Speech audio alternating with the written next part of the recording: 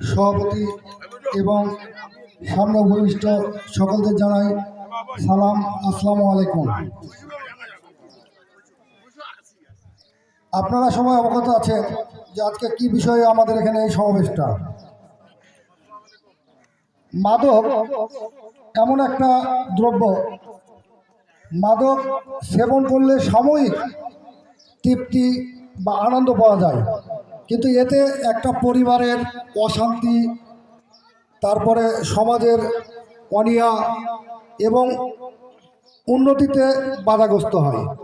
মাদক বাদ দিলে তার সংসারের সুখ শান্তি বজায় থাকে, সমাজে মূল্যায়ন পাওয়া যায় এবং উন্নতির দিকে অগ্রসর হওয়া যায়।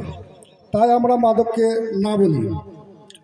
আর একটি কথা না বললে নয়, বর্তমান বাংলাদেশ সরকার এই মাদককে নিয়ে অভিযান পরিচালনা করতেছে। মাদকটা এমন একটা পর্যায়ে চলে আসছে, আপনার গত বছরের গণনায় প্রায় ৪৫ লক্ষ ব্যক্তি এই মাদকের সঙ্গে জড়িত। ৪৫ লক্ষ ব্যক্তি মাদক ব্যবসা, মাদক সেবন জড়িত। এর মধ্যে প্রায় ৯০%, ৪০ লাখের মতো কিশোর যুবক এই মাদকের উপরে আসক্ত হয়ে পড়েছে। আসলে মাদকটা এমন একটা জিনিস, এই মাদক শুধু একজন ব্যক্তিরই ক্ষতি সাধন করে না, একটা ব্যক্তির শারীরিক ক্ষতি হয়, তার পরিবারের ক্ষতি হয় এবং সমাজের ক্ষতি হয়। তাই আমরা এই মাদক থেকে দূরে থাকার চেষ্টা করব। আর আমরা হয়তো চিন্তা করতেছি যে আইন শৃঙ্খলার উপরে সব কিছু ছেড়ে দিচ্ছি, তারা আইন শৃঙ্খলা আইনের মতো করতে চলছে। না, আইন শৃঙ্খলা তাদের চেষ্টা তারা করতেছে।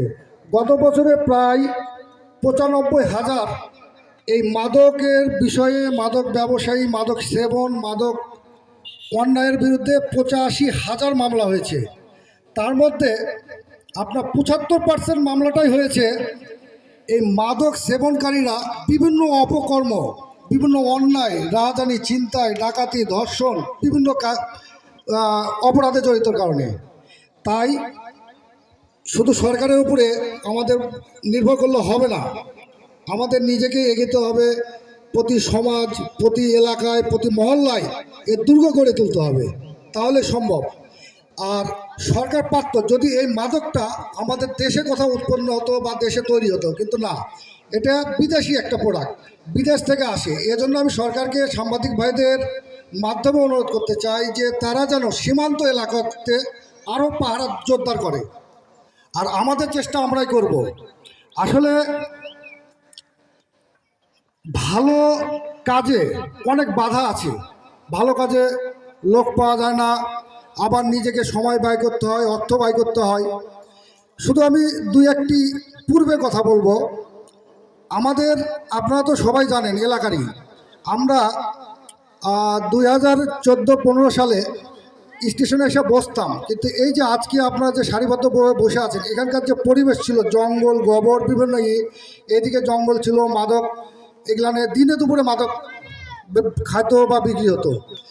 এই করে আমরা সবাই এলাকার রাসেল ভাই সহ আমরা চিন্তা করলাম যে এই পরিবেশগুলো আমাদের ভালো করতে হবে বলে আমরা একটা ক্লাব তৈরি করলাম এবং আমরা নিজের অর্থ ব্যয়ে এই শাপলা কিছুক্ষণ প্লাস মাঠ, নিজেদের অর্থ দিয়ে আমরা এই মাঠগুলো তৈরি করছি।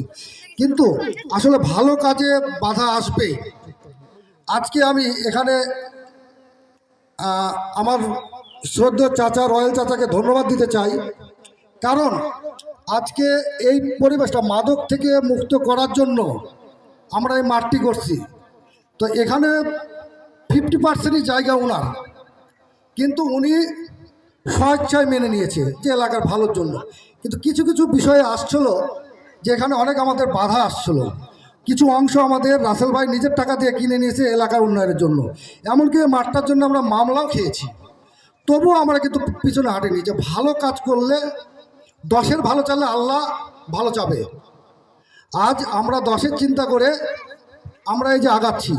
তাই আমি বলতে চাই আজকে এলাকার পরিবেশ এত খারাপ হয়েছে যে ক্লাস 6-এর ছেলে তারাও এই মাদকে, আসলে মাদকটা সব জায়গায় পাচ্ছে, গেলেই পাচ্ছে, এখানে ওখানে প্রচুর মাদক ব্যবসায়িক মাদক ডিলার হয়ে গেছে। এ কারণে আজকে এত আসক্ত হয়েছে। যদি এই এলাকায় না থাকতো, বাইরে যে মাদক নিয়ে আসতে বুক কাঁপতো, ছোটো ছেলেরা যেতে পারতো না, আসতে পারতো না, এলাকার পরিবেশ হতো। এজন্য আমি চাচ্ছি আমাদের এলাকার থেকে এটা নিধন করতে, এটার থেকে মুক্ত করার জন্য। আর আমি আরও একটি কথা বলতে চাই যে মাদক সেবনকারী, মাদক ব্যবসায়ী, আপনারা সাবধান হয়ে যান। আমরা যেমন আমাদের সন্তানদের লালন পালন, তাদের সুশিক্ষায় গড়ে তুলতে, তাদের মানুষ করতে একটা লড়াই যুদ্ধে ময়দানে আছি অভিভাবক হিসাবে, এই যুদ্ধের সঙ্গে আর একটা যুদ্ধ আমরা অ্যাডজাস্ট করলাম, সেটা মাদকের বিরুদ্ধে যুদ্ধ। আমরা প্রাথমিক তাদের সাবধান করে দিতে চাই, যদি তারা তাতেও সাবধান না হয়, যে কোনো ব্যবস্থা নিতে আমরা পিছপা হব না। আপনারা শুধু আমাদের সাথে থাকবেন, আমরা দাঁত ভাঙা জবাব দেব, এই এলাকা থেকে মাদক মুক্ত করে ছাড়বই। আর আরেকটা বিষয় বলতে চাই যে বিভিন্ন ম্যাচ, ছাত্রাবাস, হাই স্কুল, কলেজের শিক্ষকদের উদ্দেশ্যে আপনাদের ছাত্রদের একটু সাবধান করবেন। আসলে এই যেটা সাধারণ একটা মানে নেশা, যে ধূমপান, এই জিনিসটা হয়তো না ছাড়তে পারলেও আপনাদের ছাত্রগুলো ইদানিং ওপেন দোকানের সামনে আড্ডা দিচ্ছে, চা খাচ্ছে, সিগারেট খাচ্ছে, রাস্তার এই স্টেশনে সিনিয়র লোকজন বসে আছে, সিগারেট টানতেছে, ছাত্ররা ঘুরে বেড়াচ্ছে।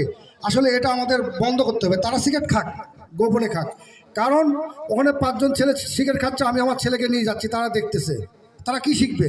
এই পরিবেশটা আমাদের খোলাতে টিকায় নিয়ে আসতে হবে। এবং সবাইকে আমি ধন্যবাদ জানিয়ে আমার বক্তব্য এখানে শেষ করছি। আল্লাহ হাফেজ। সুন্দর সুন্দর বাবু ভাই, সুন্দর।